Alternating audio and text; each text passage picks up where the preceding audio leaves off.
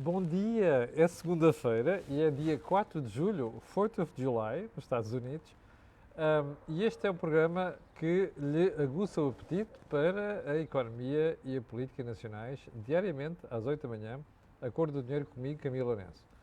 Antes de irmos ao programa de hoje, apenas um conjunto de avisos. O primeiro para lembrar que, esta semana, além de termos tudo aquilo a que temos direito, temos, como sempre, o Think Tank amanhã, pelas 18 horas. Jorge Marrão e Joaquim Aguiar e Mohamed, vamos analisar a semana política e económica com destaque para aquilo que foi o Congresso do PSD e o que isso pode representar para a alteração do panorama político em Portugal, se é que pode contribuir. Bom, o segundo alerta para dizer que este canal tem uma parceria com a Prozis, é o disclosure que nós fazemos sempre. Aproveito para dizer, embora não me tenham pedido, que tenho muito orgulho nesta parceria, faites la liaison, e que quando você, isso dá-lhe uma grande vantagem, é quando você for ao site fazer compras, ali onde está escrito, ali onde está uma coisa chamada cupom promocional, você escreve Camilo e tem automaticamente um desconto de 10%. Agora sim, vamos ao programa de hoje e vamos, como sempre, começar pelo período antes da ordem do dia. E para falar de quê? Dos avisos do Banco Central Europeu aos bancos por causa da subida das taxas. Bom, a partir do momento, eu não sei se reparou, se tem acompanhado a evolução da cotação das ações dos bancos. A partir do momento em que se percebeu que estava a haver uma viragem na política monetária de taxas de juros negativas para taxas de juros positivas, as ações dos bancos deram um salto, naturalmente, porque os bancos ganham com taxas de juros positivas, não é negativas. Aquilo que se chama intermediar dinheiro, não é? Se reparar, nos últimos 10 anos, esta parte da intermediação caiu face às comissões. Mas a partir do momento em que se começou a perspectivar a subida das taxas de juros, as ações subiram naturalmente, como disse há pouco. O que é que está a suceder? O Banco Central Europeu anda a fazer um aviso aos bancos a dizer: vocês não pensem que isto é só rosas, que a subida das taxas vos vai tirar, digamos assim, o sufoco que tem acontecido nos últimos anos em matéria de ganhar dinheiro pedindo dinheiro emprestado e emprestando dinheiro, porque é aquilo que os bancos sempre fizeram do ponto de vista tradicional. Este aviso é complementado por uma coisa que saiu na manchete do Financial Times de hoje. E é uma matéria que eu não vou analisar hoje já, mas vou dar só conta dela, porque haveremos de voltar a esta mesma matéria nos próximos dias, quando tivermos tempo, que isto vai ocupar muito tempo. E é este assunto que está aqui a meio da primeira página do Financial Times. ECB considers blocking banks from cheap loans. O que é que isto quer dizer?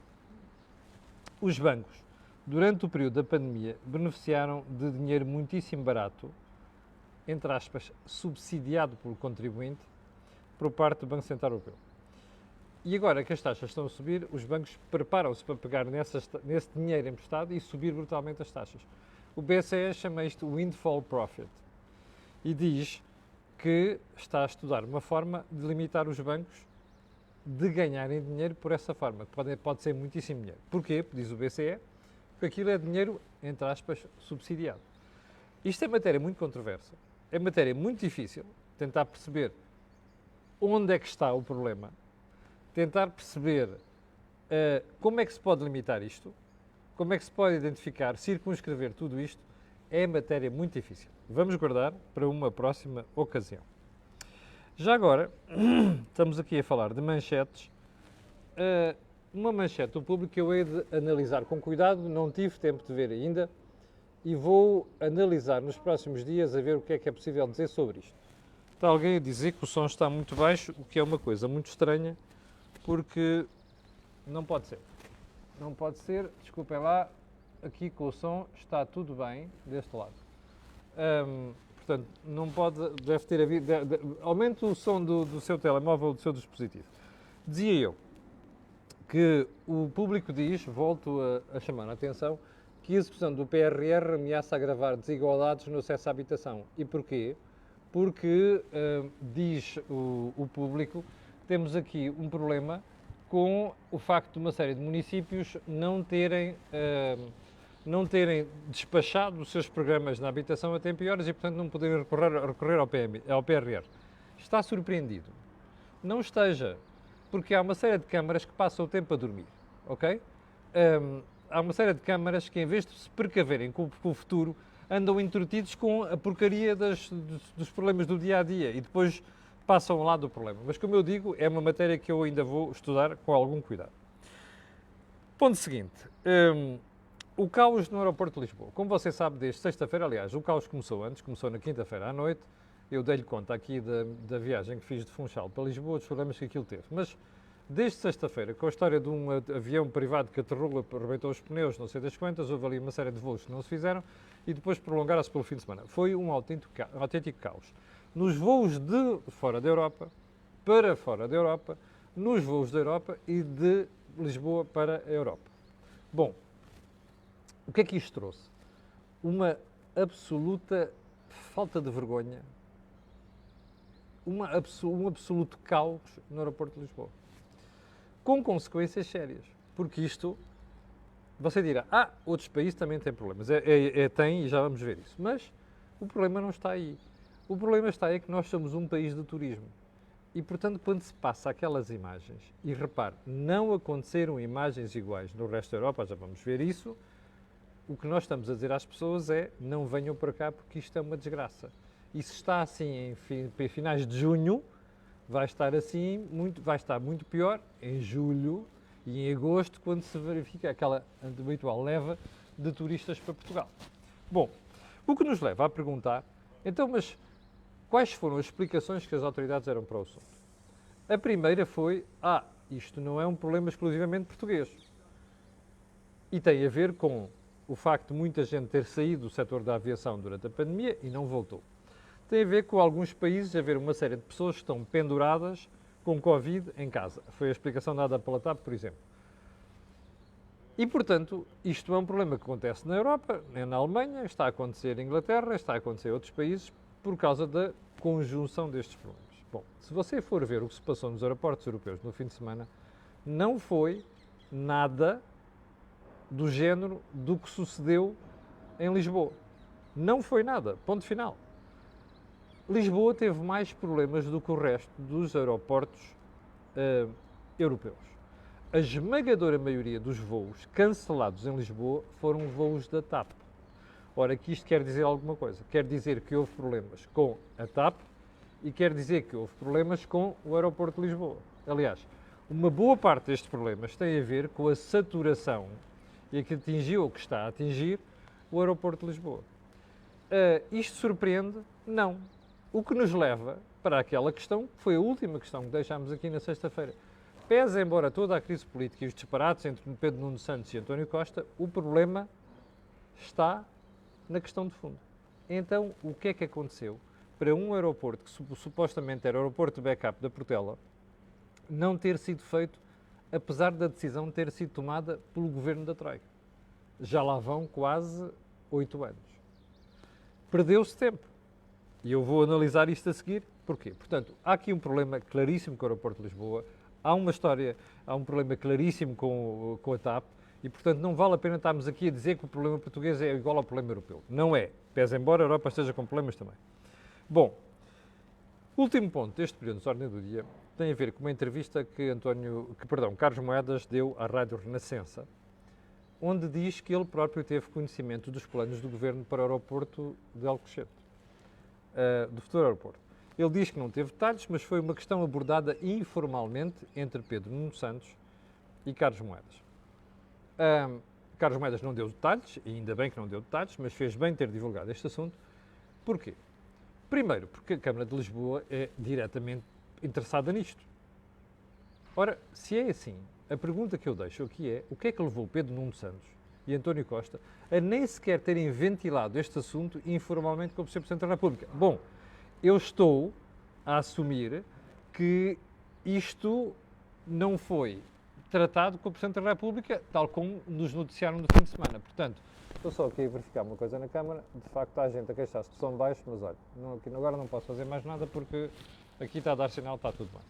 Mas dizia eu, então se Pedro Nuno Santos teve o cuidado de partilhar esta informação com Carlos Moedas, porquê é que não partilharam com o Presidente da República? É uma pergunta que fica no ar. Bom, antes de irmos aos assuntos de hoje, tem a ver ainda com o aeroporto, e já lá vamos, um saltinho ao Brasil. Portugal e Brasil registaram um conflito diplomático nos últimos dias. Marcelo Rebelo de Sousa foi ao Brasil para a Bienal do Livro de São Paulo e viu o seu almoço com o presidente Jair Bolsonaro ser desmarcado. Porquê? Porque Marcelo Rebelo de Sousa resolveu reunir com Lula da Silva, ex-presidente. E vai reunir também com Michel Temer, ex-presidente. E vai reunir também com Fernando Henrique Cardoso, ex-presidente. Os espectadores da Cor Inês estão fartos de saber que eu acho que Fernando Henrique Cardoso foi o último grande presidente que o Brasil teve e colocou o Brasil na rota certa. Até ter aparecido uma série de idiotas que estragaram aquilo tudo. Um desses idiotas chama-se Lula da Silva. Bom, todos nós sabemos que Jair Bolsonaro é um grosseirão, ok? Todos nós sabemos que Jair Bolsonaro, em certos casos, é um buçal do pior que há. Isto fica claro. Eu não tenho simpatia nenhuma por Bolsonaro, por Lula da Silva e por Temer, tenho por Fernando Henrique Cardoso. Mas a vida é o que é e o Brasil só consegue produzir aquela qualidade péssima de dirigentes, tal como nós também só conseguimos escolher esta qualidade péssima de dirigentes que nós temos, desde o Presidente até o Primeiro-Ministro e os Ministros. Mas isso é outra história. A questão é esta. Bom, eu vou fazer uma coisa, eu vou tirar aqui o microfone, já tanta gente a queixar-se do som. Vejam lá se agora colha. Vai entrar uma série de som ambiente e, portanto, agora a solução se calhar é esta. Bom, a Dilma, está aqui a perguntar, a Dilma é outra idiota, percebe? Foi do pior que o Brasil já produziu. Bom, mas voltemos a Marcelo Rebelo de Sousa. Marcelo devia ter tido muito mais cuidado. E porquê? Porque Lula da Silva não é um ex-presidente. É um ex-presidente candidato a presidente, a recandidato a presidente. Bom, ficou muito pior, não é? Então pronto, eu vou ligar outra vez o microfone e pronto, está baixo em alguns sítios, a malta que soube o som, não há nada a fazer. Lula da Silva é que recandidato a presidente. Ao que tudo indica, o próprio Michel Temer também parece que é recandidato a presidente. Ora, a questão é esta. Faz sentido um presidente da República Portuguesa encontrar-se com ex-presidentes? Porque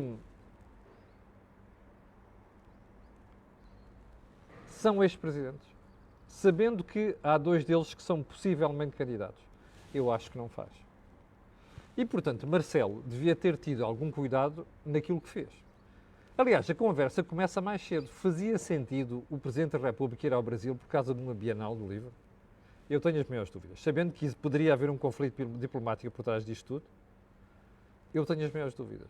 Mas aquelas cenas da praia e de tomar banho na praia de Copacabana, aquilo passa para os portugueses uma ideia de que, se calhar, Marcelo até aproveitou para ir fazer umas fériasinhas. Pô, isto não é nada bem pensado por parte do Presidente da República. Se calhar devia-se ter limitado, ou mesmo que fosse ao Brasil, se queria mesmo ir ao Brasil por causa da Bienal de São Paulo, devia ter ido à Bienal e rigorosamente mais nada, não encontrasse com mais ninguém. Porque isto é influenciar, ou melhor, passa-se a mensagem de que está a participar ativamente na vida política brasileira. Isto não pode acontecer. Pese embora, repito, Jair Bolsonaro ser um buçal do pior e, portanto, é gente que não se recomenda. Aliás, se você se recorda, na visita anterior do Presidente da República ao Brasil, Jair Bolsonaro, que não tem uma boa relação com Portugal, e é bom dizer isto, deve ser o único Presidente do Brasil dos últimos 30 anos ou 40 anos que não tem uma boa relação com Portugal, o que mostra a péssima qualidade deste fulano, está a perceber? Porque a relação entre o Brasil e Portugal é uma coisa que não tem comparação nem com os Estados, talvez com os Estados Unidos, com a Inglaterra, não tem comparação com aquilo que a Espanha tem com os países da América Latina. E, portanto, ele devia respeitar isso, independente do seu grande umbigo que ele tem, aquela mania de olhar para o umbigo. Se é que ele consegue ver alguma coisa com a barriga que tem. Mas, enfim, portanto, o indivíduo é um idiota, mas Marcelo devia ter-se evitado pôr a jeito, porque já sabe que está a lidar com o idiota. Bom, o resultado é o que você vê. Bom, já agora, a piada que eu ouvi este fim de semana, que é assim, Marcelo só esqueceu de uma coisa, levar Sócrates com ele. Se calhar, quem manda esta boca tem toda a razão de ter mandado. Bom, vamos lá então aos principais temas de hoje. E tem novamente a ver com o novo aeroporto de Lisboa. Há uma pergunta que tenho que fazer, alguns espectadores fizeram, e eu estive a meditar nisto no fim de semana. O que é que levou o Governo a esta reviravolta? Vamos lá ver. O aeroporto do Montijo, a conversão do aeroporto de Montijo, com refazer uma pista, aumentá-la e depois fazer outra pista, estava planeado desde a Troika. Foi acordado entre o Governo e a Vansi, que é a gestora do aeroporto de Lisboa. Quando o PS chegou ao poder, aparentemente passou para o país a mensagem de que estava de acordo com aquela solução. Mas eu vou-lhe dizer aqui, contar aqui uma história em privado, between me and you, que é mentira. Quando o PS chegou ao poder, sabe o que é que aconteceu? Quando o PS chegou ao poder, quis mudar a solução de Montijo. E vou-lhe contar aqui uma em primeira mão. O Dr. Pedro Marques, Ministro das Obras Públicas na altura, ou como é que isso se chama hoje em dia, Infraestruturas ou raio que o parta, mandou chamar a Vansi. E vou-lhe garantir uma coisa, não foi a Vansi que me contou isto, ok? Eu não falei com ninguém da Vansi nos últimos 4 dias. Não foi a Vansi que me contou isto. Foi uma pessoa do Governo. Pedro Marques mandou chamar a Vansi. E a primeira coisa que disse à Vansi foi que não estavam de acordo com a solução e queriam fazer ao cochete. E queriam forçar a Vansi a aturar uma mudança de aeroporto e o que tinha sido acordado. Bom, primeira pergunta. O que é que levou o Partido Socialista, nessa altura, a fazer esta figura? O que é que levou Pedro Marques a fazer esta figura? A pessoa do Governo que passou a informação, que eu confirmei por outra via já, há algum tempo, diz-me que a primeira reação da Vansi perante Pedro Marques foi: desculpe, há aqui um contrato assinado. E, portanto, ou os senhores cumprem um contrato assinado ou a Vansi vai para tribunal. Foi a ameaça imediatamente feita a Pedro Marques. Pedro Marques meteu a viola no saco e recuou. E eu sei que Pedro Marques foi transmitir a António Costa esta informação.